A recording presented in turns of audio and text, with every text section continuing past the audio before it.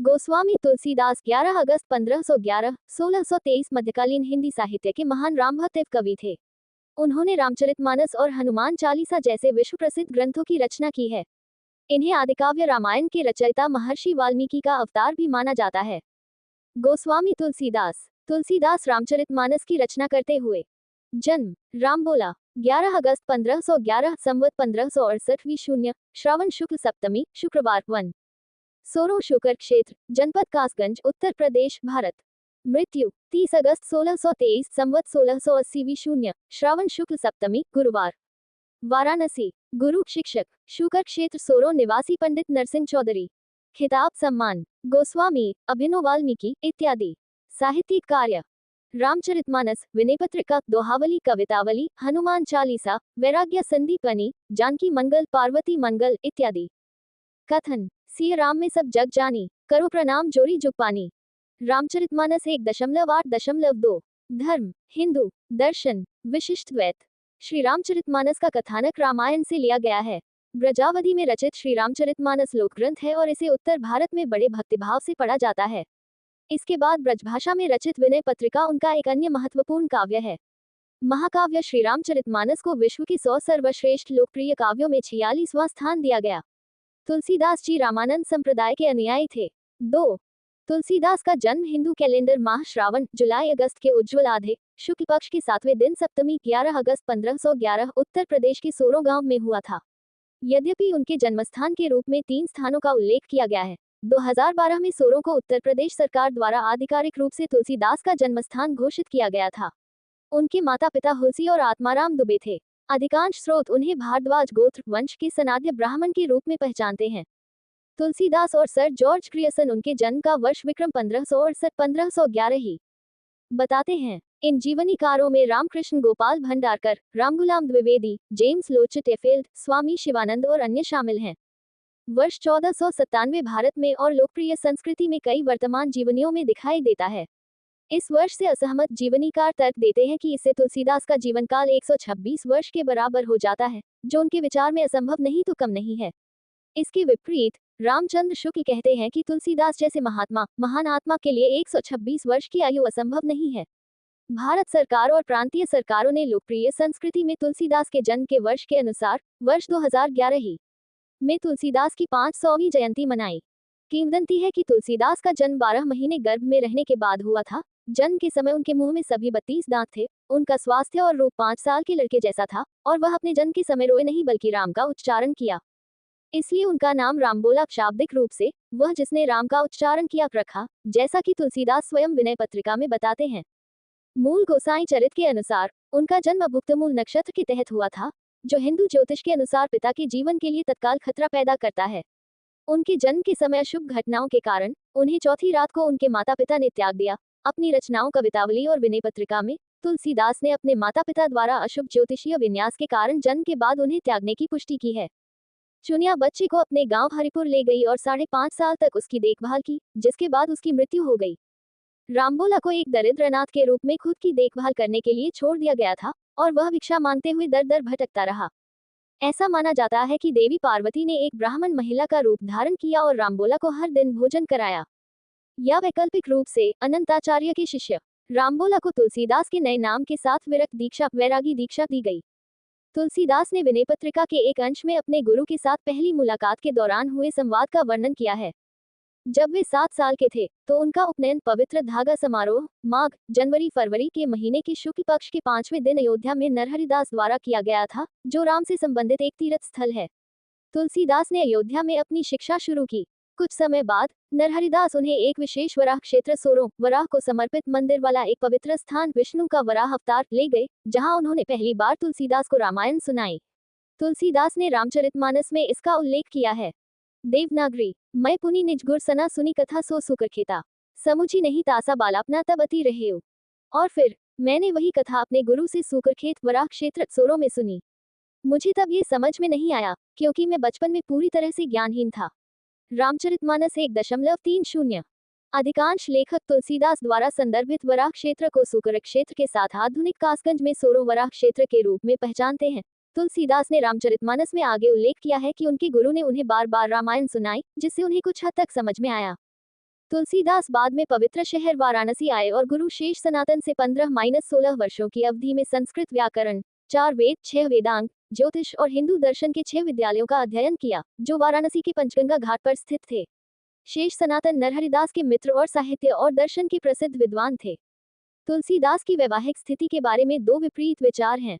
तुलसी प्रकाश और कुछ अन्य कार्यों के अनुसार तुलसीदास का विवाह विक्रम संवत 1604 1561 में कार्तिक माह अक्टूबर नवंबर के शुक्ल पक्ष की 11वीं तिथि को रत्नावली से हुआ था। रत्नावली गोंडा जिले के नारायणपुर गांव के पराशर गोत्र के ब्राह्मण दीनबंधु पाठक की पुत्री थी। उनका तारक नाम का एक पुत्र था, जो बचपन में ही मर गया था। एक बार जब तुलसीदास हनुमान मंदिर गए थे, रत्नावली अपने भाई के साथ अपने पिता के घर गईं। जब तुलसीदास को ये पता चला, तो वे अपनी पत्नी से मिलने के लिए रात में सरजू नदी तैरकर पार गए। रत्नावली ने इसके लिए तुलसीदास को डांटा। तुलसीदास ने उसे तुरंत छोड़ दिया और पवित्र शहर प्रयाग के लिए प्रस्थान किया। यहाँ उन्होंने गृहस्थ जीवन अवस्था को त्याग दिया और एक साधु तपस्वी बन गए। कुछ लेखक तुलसीदास के विवाह प्रसंग को बाद में जोड़ा गया मानते हैं और कहते हैं कि वे ब्रह्मचारी थे। इनमें रामभद्राचार्य भी शामिल हैं, जो विनय पत्रिका और हनुमान बाहुक में 2 श्लोकों का हवाला देते हैं कि तुलसीदास ने कभी विवाह नहीं किया और बचपन से ही साधु थे। कुछ काल राजापुर रहने के बाद वे पुनः काशी चले गए और वहां की जनता को राम कथा सुनाने लगे। कथा के दौरान उन्हें एक दिन मनुष्य के वेश में एक प्रेत मिला, जिसने उन्हें हनुमान जी का पता बतलाया। हनुमान जी से मिलकर तुलसीदास ने उनसे श्री रघुनाथ जी का दर्शन कराने की प्रार्थना की। जी ने कहा, तुम्हें चित्रकूट में रघुनाथ जी दर्शन होंगे। इस पर तुलसीदास जी चित्रकूट की ओर चल पड़े। चित्रकूट पहुंचकर उन्होंने रामघाट पर अपना आसन जमाया। एक दिन वे प्रदक्षिणा करने निकले ही थे कि यकायक मार्ग में उन्हें श्रीराम के दर्शन हुए। उन्होंने देखा कि 2 बड़े ही सुंदर राजकुमार घोड़ों पर सवार होकर धनुष बाण लिए जा रहे हैं। तुलसीदास उन्हें देखकर आकर्षित तो हुए, परंतु उन्हें पहचान न सके। तभी पीछे से हनुमान जी ने आकर जब उन्हें सारा भेद बताया तो वे पश्चाताप करने लगे। इस पर हनुमान जी ने उन्हें सांत्वना दी और कहा, प्रातःकाल फिर दर्शन होंगे। संवत 1607 की मौनी अमावस्या को बुधवार के दिन उनके सामने भगवान श्री राम जी पुनः प्रकट हुए। उन्होंने बालक रूप में आकर तुलसीदास से कहा, बाबा, हमें चंदन चाहिए, क्या आप हमें चंदन दे सकते हैं? हनुमान जी ने सोचा, कहीं वे इस बार भी धोखा न खा जाएं, इसलिए उन्होंने तोते का रूप धारण करके ये दोहा कहा। कुछ जगहों पर उनके जीवन काल को साल 1497 से 1623 के बीच बताया जाता है, तो वहीं कुछ के अनुसार तुलसीदास जी 1543 से 1623 तक जीवित रहे थे। जानकारी अनुसार उनकी माता का नाम हुलसी और पिता का नाम आत्माराम दुबे थे। उनका जन्म एक ब्राह्मण परिवार में हुआ था और जन्म के समय उनका नाम रामबोला था। संवत 1628 में वह हनुमान जी की आज्ञा लेकर अयोध्या की ओर चल पड़े। उन दिनों प्रयाग में माघ मेला लगा हुआ था। वे वहां कुछ दिन के लिए ठहर गए। पर्व के 6 दिन बाद एक वटवृक्ष के नीचे उन्हें भारद्वाज और याज्ञवल्क्य मुनि के दर्शन हुए। वहां उस समय वही कथा हो रही थी, जो उन्होंने सूकर क्षेत्र में अपने गुरु से सुनी थी। माघ मेला समाप्त होते ही तुलसीदास जी प्रयाग से पुनः वापस काशी आ गए और वहां के प्रहलाद घाट पर एक ब्राह्मण के घर निवास किया। वहीं रहते हुए उनके अंदर कवित्व शक्ति का प्रस्फुरन हुआ और वे संस्कृत में पद्य रचना करने लगे। परंतु दिन में वे जितने पद्य रचते, रात्रि में वे सब लुप्त हो जाते। ये घटना रोज घटती। 8वें दिन तुलसीदास जी को स्वप्न हुआ। भगवान शंकर ने उन्हें आदेश दिया कि तुम अपनी भाषा में काव्य रचना करो। तुलसीदास जी की नींद उचट गई। वे उठकर बैठ गए। उसी समय भगवान शिव और पार्वती उनके सामने प्रकट हुए। तुलसीदास जी ने उन्हें साष्टांग प्रणाम किया। इस पर प्रसन्न होकर शिव जी ने कहा, तुम अयोध्या में जाकर रहो और हिंदी में काव्य रचना करो। मेरे आशीर्वाद से तुम्हारी कविता सामवेद के समान फलवती होगी। इतना कहकर गौरीशंकर अंतर्धान हो गए। तुलसीदास जी उनकी आज्ञा शिरोधार्य कर काशी से सीधे अयोध्या चले गए। संवत 1631 का प्रारंभ हुआ। दैवयोग से उस वर्ष रामनवमी के दिन वैसा ही योग आया जैसा त्रेतायुग में राम जन्म के दिन था। उस दिन प्रातःकाल तुलसीदास जी ने श्री रामचरितमानस की रचना प्रारंभ की। 2 वर्ष 7 महीने और 26 दिन में यह अद्भुत ग्रंथ संपन्न हुआ। संवत 1633 के मार्गशीर्ष शुक्ल पक्ष में राम विवाह के दिन 7 कांड पूर्ण हो गए। इसके बाद भगवान की आज्ञा से तुलसीदास जी काशी चले आए। वहां उन्होंने भगवान विश्वनाथ और माता अन्नपूर्णा को श्री रामचरितमानस सुनाया। रात को पुस्तक विश्वनाथ मंदिर में रख दी गई। प्रातःकाल जब मंदिर के पट खोले गए तो पुस्तक पर लिखा हुआ पाया गया, सत्यम शिव सुंदरम, जिसके नीचे भगवान शंकर की सही पुष्टि थी। उस समय वहां उपस्थित लोगों ने सत्यम शिव सुंदरम की आवाज भी कानों से सुनी। इधर काशी के पंडितों को जब ये बात पता चली तो उनके मन में ईर्ष्या उत्पन्न हुई। वे दल बनाकर तुलसीदास जी की निंदा और उस पुस्तक को नष्ट करने का प्रयत्न करने लगे। उन्होंने पुस्तक चुराने के लिए 2 चोर भी भेजे। चोरों ने जाकर देखा कि तुलसीदास जी की कुटी के आसपास दो युवक धनुष बाण लिए पहरा दे रहे हैं। दोनों युवक बड़े ही सुंदर, क्रमशः श्याम और गौर वर्ण के थे। उनके दर्शन करते ही चोरों की बुद्धि शुद्ध हो गई। उन्होंने उसी समय से चोरी करना छोड़ दिया और भगवान के भजन में लग गए। तुलसीदास जी ने अपने लिए भगवान को कष्ट हुआ जान कुटी का सारा सामान लुटा दिया और पुस्तक अपने मित्र टोडरमल अकबर के नौरत्नों में एक के यहाँ रखवा दी। इसके बाद उन्होंने अपनी विलक्षण स्मरण शक्ति से एक दूसरी प्रति लिखी। उसी के आधार पर दूसरी प्रतिलिपियां तैयार की गईं और पुस्तक का प्रचार दिनों दिन बढ़ने लगा। इधर काशी के पंडितों ने और कोई उपाय न देख श्री मधुसूदन सरस्वती नाम के महापंडित को उस पुस्तक को देखकर अपनी सम्मति देने की प्रार्थना की। मधुसूदन सरस्वती जी ने उसे देखकर बड़ी प्रसन्नता प्रकट की और उस पर अपनी ओर से यह टिप्पणी लिख दी। आनंद कान्य ह्यास्मिन जंग मस्तुल सीतरूह कविता मंजरी भांति राम भ्रमरभूषिता। इसका हिंदी में अर्थ इस प्रकार है, काशी के आनंद वन में तुलसीदास साक्षात तुलसी का पौधा है। उसकी काव्य मंजरी बड़ी ही मनोहर है, जिस पर श्री राम रूपी भंवरा सदा मडराता रहता है। पंडितों को उनकी इस टिप्पणी पर भी संतोष नहीं हुआ। तब पुस्तक की परीक्षा का एक अन्य उपाय सोचा गया। काशी के विश्वनाथ मंदिर में भगवान विश्वनाथ के सामने सबसे ऊपर वेद, उनके नीचे शास्त्र, शास्त्रों के नीचे पुराण और सबके नीचे रामचरितमानस रख दिया गया। प्रातःकाल जब मंदिर खोला गया तो लोगों ने देखा कि श्री रामचरितमानस वेदों के ऊपर रखा हुआ है। अब तो सभी पंडित बड़े लज्जित हुए। उन्होंने तुलसीदास जी से क्षमा मांगी और भक्ति भाव से उनका चरणोदक लिया। तुलसीदास जी जब काशी के विख्यात घाट अस्सी घाट पर रहने लगे तो एक रात कलयुग मूर्त रूप धारण कर उनके पास आया और उन्हें पीड़ा पहुंचाने लगा। तुलसीदास जी ने उसी समय हनुमान जी का ध्यान किया। हनुमान जी ने साक्षात प्रकट होकर उन्हें प्रार्थना के पद रचने को कहा। इसके पश्चात उन्होंने अपनी अंतिम कृति विनय पत्रिका लिखी और उसे भगवान के चरणों में समर्पित कर दिया। श्री राम जी ने उस पर स्वयं अपने हस्ताक्षर कर दिए और तुलसीदास जी को निर्भय कर दिया।